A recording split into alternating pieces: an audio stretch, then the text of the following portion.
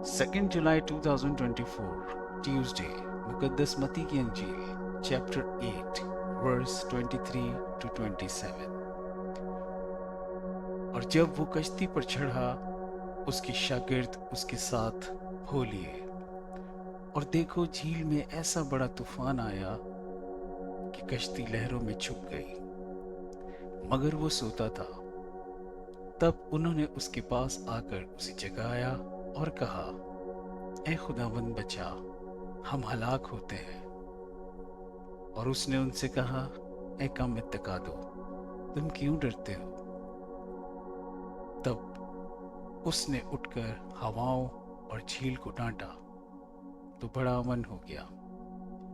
और लोग ताज्जुब करके कहने लगे कि ये किस तरह का आदमी है कि हवाएं और झील भी इसकी मानते हैं।